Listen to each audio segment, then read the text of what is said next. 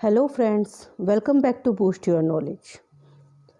आज हम अपनी वीडियो में कुछ इम्पोर्टेंट एमसीक्यूज की बात करेंगे जो कि गुडविल से रिलेटेड है।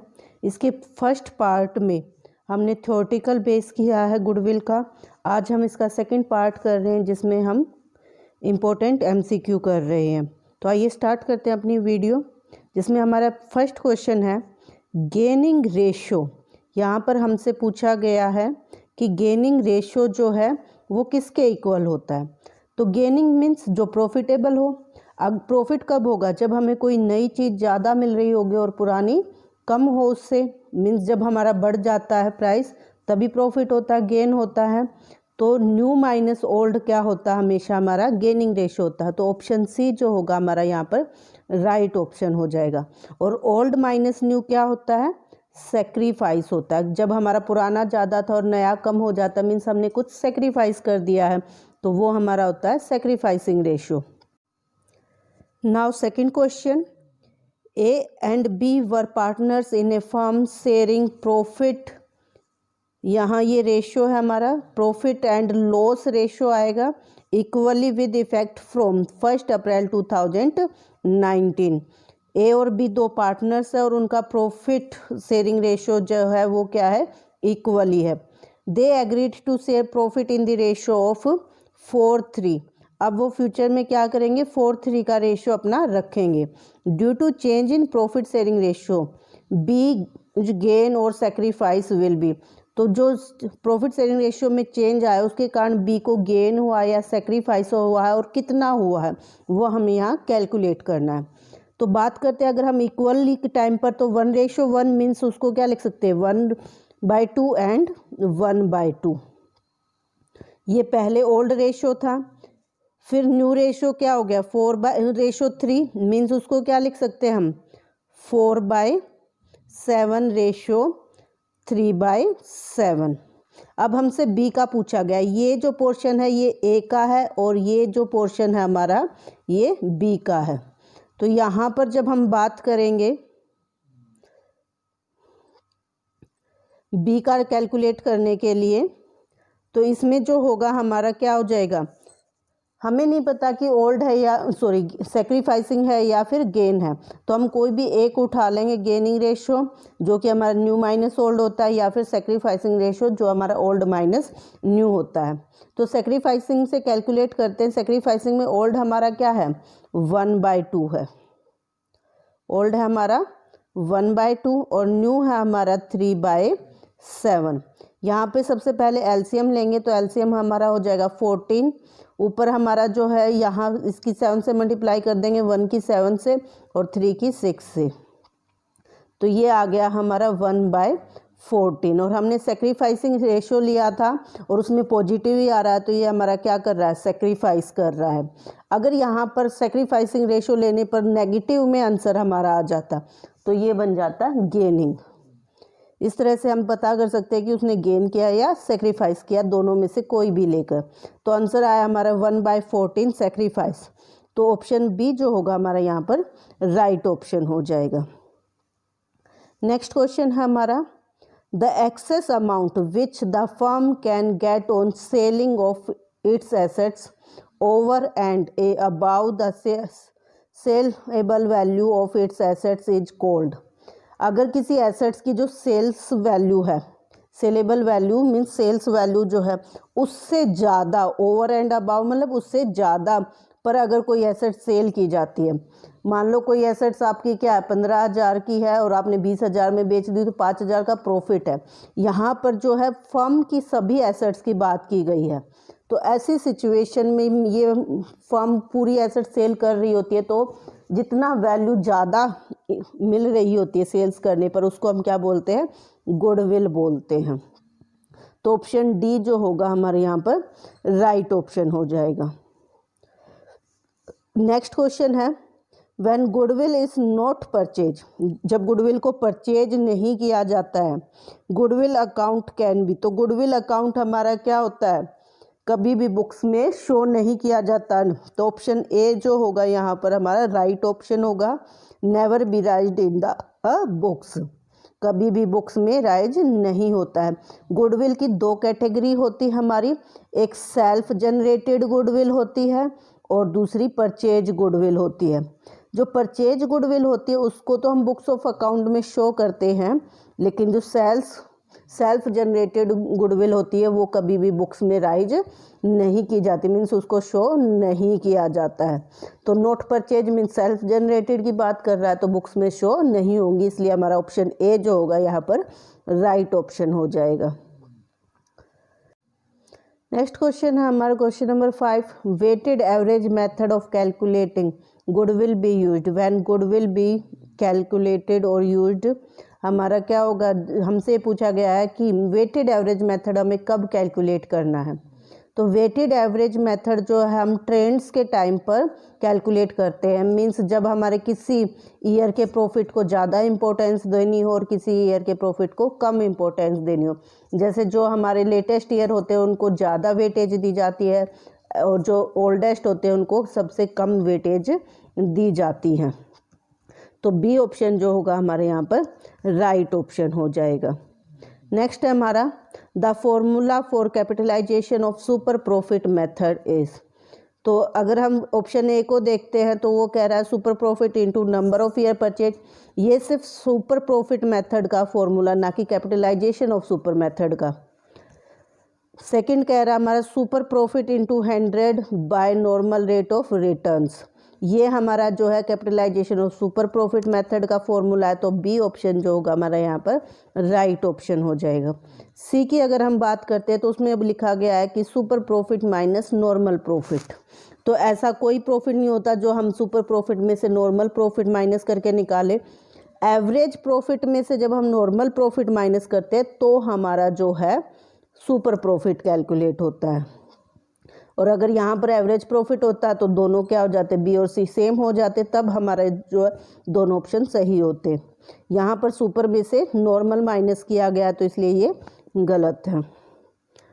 नेक्स्ट है हमारा which of the following is not true in relation to goodwill.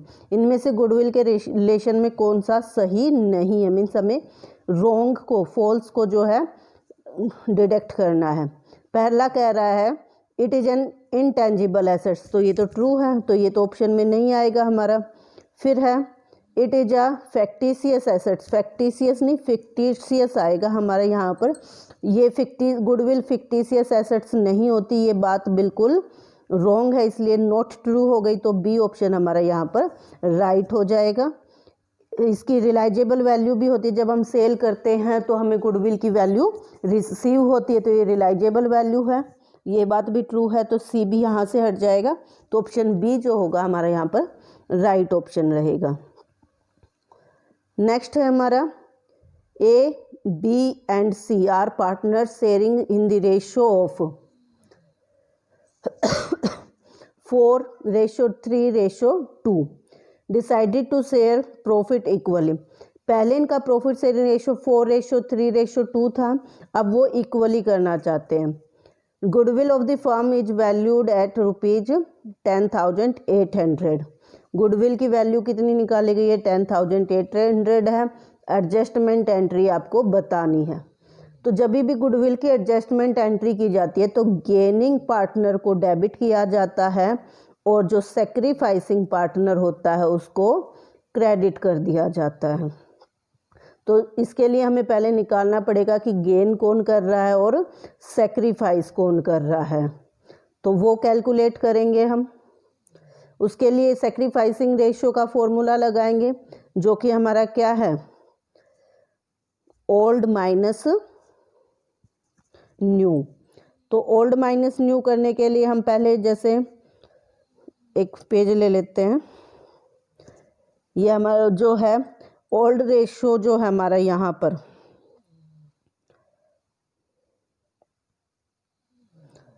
वो है हमारा 4:3:2। ओल्ड रेशियो हमारा 4:3:2। तो मीन्स क्या हो जाएगा, ये 4/9, 3/9 एंड 2/9। 9 जो है हम इन नंबर्स को 4, 3 और 2 को प्लस करके निकालते हैं, ये हमारा हो गया ओल्ड रेशियो। न्यू रेशियो जो है वो कह रहा है इक्वली करने के लिए, तो 1/3 रेशियो 1/3 रेशियो 1/3 हो जाएगा। ओल्ड में से जब न्यू माइनस करेंगे तो नीचे वाले जो नंबर 3 और 9 उनका एलसीएम लेंगे, तो ए के लिए जो होगा हमारा 9 हो गया एलसीएम नीचे, और जब इसको सोल्व करेंगे तो ये आएगा हमारा 4 माइनस 3 मीन्स 1/9। ये क्या आ रहा है, सेक्रीफाइस कर रहा है। बी का जब हम कैलकुलेट करते हैं, वैसे तो ज़रूरत नहीं है क्योंकि यहाँ 3 से 9 को कैंसिल करेंगे तो 1/3, और 1/3 में से जब 1/3 माइनस करेंगे तो वो क्या होगा, 0 होगा। अदरवाइज आप जैसे ए का कैलकुलेट किया वैसे कर सकते हैं। तो बी क्या कर रहा है, 0 सेक्रीफाइस कर रहा, means no gain no sacrifice. फिर सी का जब ऐसे ही कैलकुलेट करेंगे तो सी का जो है -1/9 आएगा, मीन्स ये क्या कर रहा है, गेन कर रहा है। तो हमारा जो है ए जो है सेक्रीफाइस कर रहा है, और बी जो है वो हमारा सी जो है हमारा वो गेन कर रहा है। एंट्री क्या होगी, gaining partner to sacrificing partner, means जो हमारा सी होगा वो डेबिट होगा और ए जो होगा वो हमारा क्रेडिट होगा। अब हमें ये देखना है कि कितने अमाउंट से जो है ये हो रहा है। तो इसमें जो हमारी पहले हम ये देखेंगे कि गुडविल का अमाउंट कितना है। तो गुडविल का अमाउंट जो है हमारा यहाँ पर दे रखा है 10,800। तो 10,800 को हम क्या करेंगे, 1/9 से मल्टीप्लाई कर देंगे। अब जब 9 से इसको डिवाइड करेंगे तो ये हमारा आ जाएगा 1200। तो 1200 रुपीज़ से डेबिट और क्रेडिट किया जाएगा ए और सी को। ए हमारा जो है सेक्रीफाइस कर रहा था और सी हमारा गेन कर रहा था, तो ए क्या हो जाएगा, क्रेडिट हो जाएगा, और सी हमारा डेबिट हो जाएगा। तो हमें यहाँ पर ढूंढना है कि हमारे जो पहले में तो दे रखा है ए बी सी, तीनों के नाम दे रखे, तो बी का तो कोई रिलेशन ही नहीं आ रहा, गेनिंग ना सेक्रीफाइसिंग, तो ये हट जाएगा, बी भी हट जाएगा हमारा इसी रीजन से। अब हम सी और डी में चेक करेंगे कि ए हमारा क्रेडिट होना चाहिए और सी हमारा डेबिट होना चाहिए। तो ऑप्शन डी में हमें ये नज़र आ रहा है, और 1200 रुपीज़ में मैंने आपको निकालने सिखा दिए हैं। तो ऑप्शन डी जो होगा हमारे यहाँ पर राइट ऑप्शन हो जाएगा। नेक्स्ट क्वेश्चन है हमारा, A B and C are partners, profit sharing in the ratio of 1:2:3। They decided to share profit equally. अब वो क्या कर रहे हैं, अब इसको इक्वली कर रहे हैं। तो ओल्ड रेशियो क्या आ रहा है हमारा, 1/6, 2/6 एंड 3/6। उसके बाद अब वो क्या कर रहे हैं फ्यूचर में, इक्वली मीन्स 1/3 1/3 1/3। आगे कह रहा है, on the date there were credit balance of 1,20,000 in P&L account and a balance of 180 rupees in 1,80,000 in general reserve account. 1,20,000 का P&L में क्रेडिट बैलेंस मीन्स प्रॉफिट है, और जनरल रिजर्व कितने हैं, 180 के हैं। It is decided to record an adjustment entry, एक adjustment entry करनी है instead in close of closing the general reserve and P&L। Means P&L और जनरल रिजर्व को क्लोज नहीं करना बल्कि आगे बुक्स में कैरी फॉरवर्ड करना है, तो उसके लिए एडजस्टमेंट एंट्री करनी है। जब भी हम एडजस्टमेंट एंट्री करते हैं तो वो हम गेनिंग और सेक्रीफाइसिंग रेशियो में करते हैं। रूल वही रहेगा हमारा, गेनिंग पार्टनर डेबिट और सेक्रीफाइसिंग पार्टनर क्रेडिट। अगर हमारा जो है इनको क्लोज करना होता है तो उस सिचुएशन में हम जो रिजर्व है या P&L है या किसी तरह का भी हमारा प्रॉफिट है, तो उसको हम ओल्ड पार्टनर्स में ओल्ड रेशियो में डिवाइड करते हैं, चाहे वो कोई भी हमारी एडजस्टमेंट एंट्री हो, क्योंकि जो भी हमारा प्रॉफिट या लॉस है वो हमारे क्या है, ओल्ड सिचुएशन में अर्न किया गया है, तो उसी सिचुएशन के रेशियो में उसको डिवाइड कर लिया जाता है जब हम इनको क्या कर देते हैं, क्लोज कर देते हैं, आगे बुक्स में शो नहीं करते। लेकिन अगर क्लोज नहीं करते हैं तो हम क्या करते हैं, एक एडजस्टमेंट एंट्री करते हैं जिसमें हम गेनिंग और सेक्रीफाइसिंग रेशियो में इसको कैलकुलेट करते हैं। अब मैंने आपको बताया था कि गेनिंग और सेक्रीफाइसिंग रेशो कैसे कैलकुलेट करना है, तो उसके लिए हमें क्या करना है, ओल्ड माइनस न्यू करना है। तो पहले ए का देखते हैं, तो वो क्या हो गया 1/6 माइनस 1/3, एलसीएम हमारा 6 होगा। उसके बाद जब हम इसको कैलकुलेट करेंगे तो ये हमारा ये हमारा नीचे 6 है, ये भी 6 है, तो ये हमारा क्या हो जाएगा 1 ही रहेगा। और इधर जो है हमारा ये 3 है, तो 3 से 6 को डिवाइड करेंगे तो 2 होगा हमारा। इस 2 से 1 से को मल्टीप्लाई करेंगे तो 2 आएगा।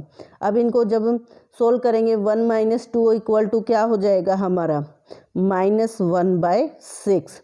हमने सेक्रीफाइसिंग रेशो लगाया था और हमारा माइनस में आंसर आ रहा है, इसका मतलब ए क्या है हमारा गेन कर रहा है, ए का आ गया हमारा।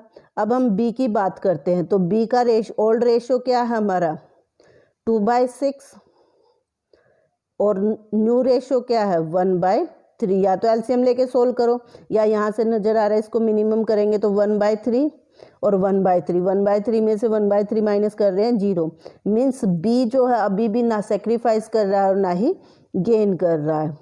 अब जो है हम सी की बात करेंगे, तो अगर ऐसी सिचुएशन आ जाती है कि 3 ही पार्टनर हैं और उसमें से एक जो ना गेन कर रहा है ना सेक्रीफाइस, तो एक जो कर रहा होगा तीसरा जो होगा उसका अपोजिट मिलेगा हमारा, यानी कि सी जो है वो सेक्रीफाइस कर रहा होगा 1/6, या फिर आप फॉर्मूला लगा के कैलकुलेट कर सकते हैं। तो हमें पता चल गया ए जो है गेन कर रहा है 1/6 से और सी जो है सेक्रीफाइस कर रहा है 1/6 से। अब एडजस्टमेंट एंट्री के लिए हमें जो अमाउंट दिए हुए हैं सभी प्रॉफिट्स को प्लस कर लेंगे और अगर कोई लॉस है तो उसे माइनस कर देंगे। यहाँ दोनों प्रॉफिट्स हैं, क्रेडिट बैलेंस मीन्स, तो प्लस करेंगे तो हमारा अमाउंट आ रहा है 3 लाख। 3 लाख को जो है वो 1/6 से मल्टीप्लाई करेंगे, तो हमारे यहाँ 6 से जब 30 को काटेंगे तो 5 और हमारी जो है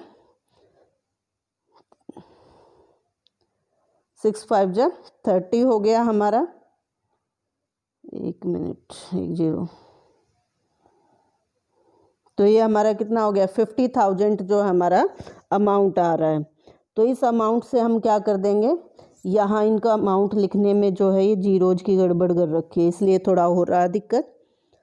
लेकिन यहाँ जो आंसर्स के अकॉर्डिंग अगर हम देख लेते हैं तो सब में 50,000 है, तो 50,000 कर लेते हैं। तो 50,000 हमारा क्या आ गया, इसका अमाउंट आ गया। अब ए जो होगा वो गेन कर रहा है तो डेबिट हो जाएगा, और सी जो होगा हमारा सेक्रीफाइस कर रहा है तो क्रेडिट हो जाएगा। तो सी ऑप्शन जो होगा हमारा यहाँ पर राइट ऑप्शन हो जाएगा। नेक्स्ट क्वेश्चन हमारा question number 10, M N and P are partners sharing profit and loss in the ratio of 5:3:2. They decided to share the future profit in the ratio of 3:1. उनका profit sharing ratio change हो रहा, पहले 5:3:2 था, अब 3:1 हो गया। Workman compensation reserve appearing in the balance sheet on the date if no information is available for the same will be. अगर workman compensation reserve तो ये क्रेडिट बैलेंस होते हैं। अगर एडजस्टमेंट एंट्री करने के लिए बोला जाता तो हम वही गेनिंग सेक्रीफाइसिंग करते, उसमें डिवाइड करते इनको।